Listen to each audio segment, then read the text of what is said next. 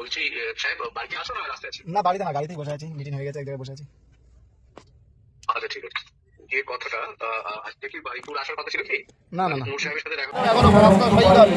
তা মানুষ আমাদের চিন্তা করতাম যে আমরা শহীদ হবো, আমরা জানি বিরোধী দল করতে এসছি, আর ও যখন থেকে বাংলা বিধানসভা ক্ষমতা গিয়েছে তখন থেকে লাশের রাজনীতি শুরু হয়েছে। কিন্তু ওদের দলে আরো 5 জন শহীদ হবে, সেই 5 জন কে চিহ্নিত করে দিলে ভালো হয়। আর টিএমসি নেতারা তোমরাও সাবধান হয়ে যায়, তোমাদের এখনো 5 জন বলছে যে শহীদ হবে। তাই তোমরা চিন্তা করো, তোমরা নিজেদের ব্যাগ করে খেয়াল করো যে আমাদের মধ্যে 5 জন কারা আছে, 5 জন কোথায়, কার কার ভাগ্যে 5 জন শহীদ হবে, সেটা চিন্তা ভাবনা করে টিএমসি দলটা।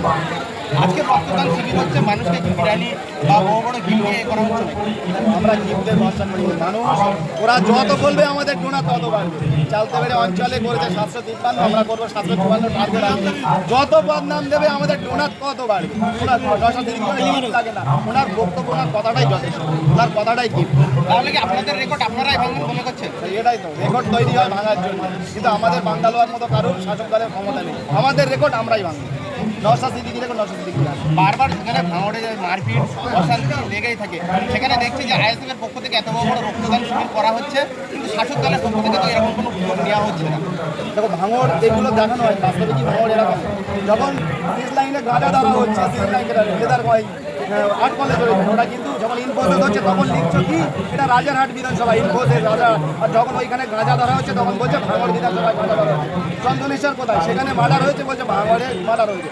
এইগুলো ভাঙড়ের দেখানো হয়। ভাঙড়ে অ্যাকচুয়ালি না, ভাঙড়ের শিক্ষিত ছেলে নেই, ভাঙড়ের ছেলেরা ফুটবল খেলে না, স্টেট লেভেলে ফুটবল খেলে না, ভাঙড়ের ছেলেরা ন্যাশনাল লেভেলে ফুটবল ক্রিকেট খেলে না, সবগুলো দেখানো হয়। ভাঙড়ের মানুষ যে 3035 এক বছরে এক দিনে যার 3700 রক্তে দেয়, এগুলো কি দেখানো হয়? দেখানো হয় না, এগুলো দেখানো ভাঙড়ের মানুষের মঙ্গলী পুষ্পাল দেখানো হয়। ভাঙড়ের মানুষ করে ইতিহাস নষ্ট করে, আর ইতিহাস মেনে ইতিহাস ভাঙড়ে একটা যদি চকলেট বোমাও পড়ে আমরা। হ্যালো হ্যাঁ বলেন। হ্যালো।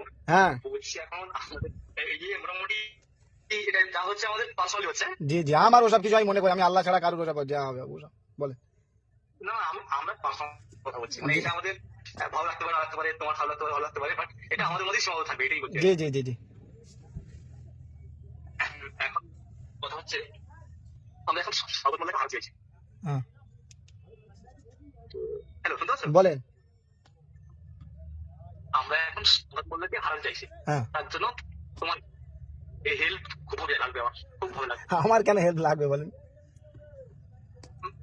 লাগবে বলতে এখন বিশেষের যেটা সরকার তরফ থেকে, হুম।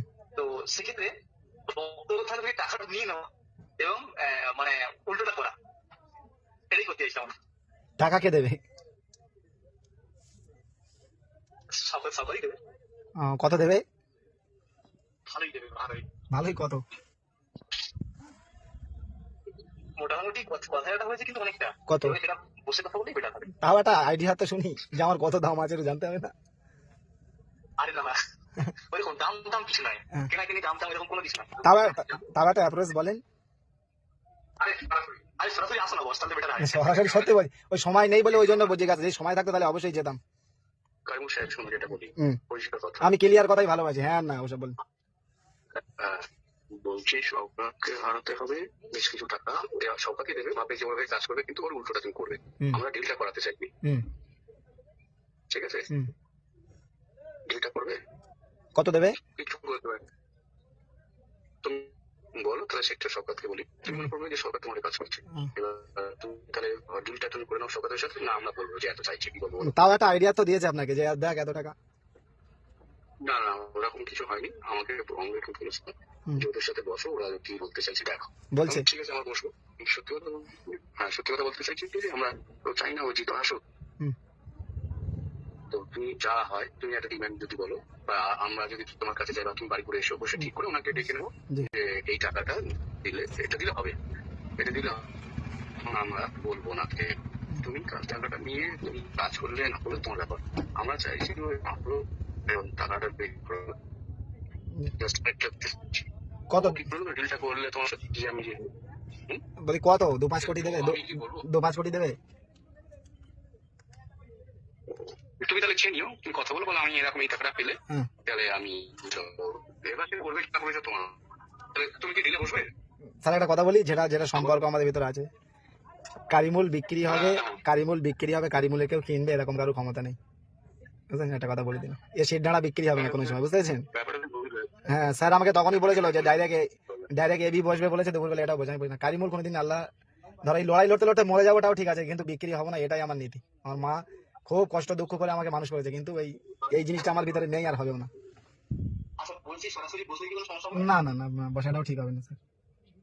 কেন? যখন আমি বিক্রি হব না তখন বসে কি লাভ? না বিক্রির কোনো প্রসঙ্গই নেই ভাই। না না না, আপনারা বলেছেন। তোমাকে কিন্তু কোনো তোমাকে কেনার মতো ভাই আমাদের এই পশ্চিমবঙ্গে এমন কোনো দমের বাপের বেটা নেই। হুম। এত বড় কথা বললাম। হ্যাঁ সেইটাই। তোমাকে কেনার মতো পশ্চিমবঙ্গের এমন কোনো বাপের বেটা নেই, সত্যি বলছি এটা। হুম, তুমি তোমার রাজনৈতিক তোমার যা সিস্টেম তুমি সেম ফলো চালাবে, কোনো কিছুই নেই। হুম। জাস্ট ওকে উপকার করতে গেলে একটা ফান্ডের দরকার হয়, হুম। এই ফান্ডটা কালেক্ট করে নিয়ে তুমি ওর এগেইনস্টে ইউজ করো। স্যার শোনেন, ধরো আমি ওর সাথে কিন্তু সেই তো আমার গাদ্দারি হবে, দিনের শেষে তো আমি বেইমানি হলাম না কেন বেইমান কেন হবে? তুমি তো একটা গাদ্দারিকে শেষ করছো। না। ওর সাথে আইনি প্রক্রিয়া রাজনীতির মোতাবেকই লড়াই করে ওরা হারাবো, কিন্তু বেইমানি করে ধরো আজ থেকে 5 বছর 2 বছর পরেও তো ওর সাথে সামনাসামনি হতে পারি, বলবে কারিমুল তুই তো বেইমানি করেছিলিস আমার সাথে, এই জিনিসটা না। স্যার বললে বিশ্বাস করে আমি 42 দিন পিজি কেটেছি, তো থানায় কোনোদিন কোনো অফিসারের কাছে আমি মাথা নত, অনেকজন বলেছে তুই এই কর ওই কর, বলে দে নাম বেঁচে যাবি, তার এর কাছে কি করে মাথা নত করবো? 10 বছর পরেও যেন দেখা হয় ওর সাথে চোখ রেখে কথা বলতে হবে, এই গাদ্দার ও আমার না যেন না বলতে পারে, এটাই। না ভাই ওটা তোমার গাদ্দারি নাই, তুমি যদি এটা নকল ভাইয়ের সাথে করতে এটা গাদ্দারি বলা যেত। না না স্যার, এরা গাদ্দারি না, এটা হবে না, আমি পারবো না স্যার। স্যার ঠিক আছে, তাহলে এই কথাটা আমার আপনার মধ্যে জি জি জি, একদম একদম। ঠিক আছে, এবার একটুখানি ভেবে দেখবে যদি এরকম মনে হয়। আমরা চেয়েছিলাম, তার কসম খেয়ে বলেছি যে সৌগত হারুক, হুম। আমরা চেয়েছিলাম, এবং ও বড্ড অহংকার দেখাচ্ছিল। তো আমরা ভেবেছিলাম বেশ কিছু ওর কাছ থেকে বার করে নিয়ে আমাদের আইএসএফ এর গদিটাদের কাছে ছিল। আইএসএফ এর ছেলেদের তো এখন দরকার আছে। আমার কথা কি বলছে, আমার কি কোনো মূল্য আছে? তুমি বলেন, আইএসএফ দলে আমি না থাকলে বা কি, থাকলেও বাকি ব্যাপারটা আমি বুঝতে পারছো না, খোদার কসম খেয়ে বলছি।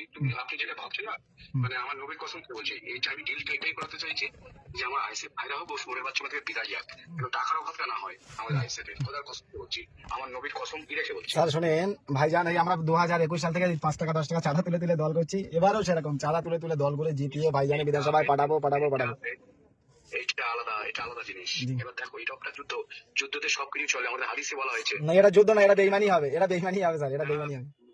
না আমি বলছি শোনো, একটু তুমি বড় বড় আলেম যারা আছে ওদের সাথে একটু পরামর্শ করবে যে যুদ্ধতে এটা করা যায় কি। না আমার রুলস এটা আসে না, আমি পারবো না স্যার, এটা ঠিক আছে, আমার তরফ থেকে এটা একটা ভেট ছিল মনে রাখবে। হ্যাঁ এটাই ব্যাপার, আর কিছু নয়। তুমি জাস্ট একবার বসলে যে এবার কাজ করবে না করবে না টাকাটা রেখে দিলে, কথাই বলছি, একদম না, ছেলেদের কাজে ইউজ করলে না, একদম না। ঠিক আছে, খুশি হলাম। আপনি আর আমাদের মুসাহেব ছাড়া আর কেউ জানে না। জি জি ঠিক আছে, জি জি জি আমিও জানি না, আপনিও জানেন না। জি জি জি।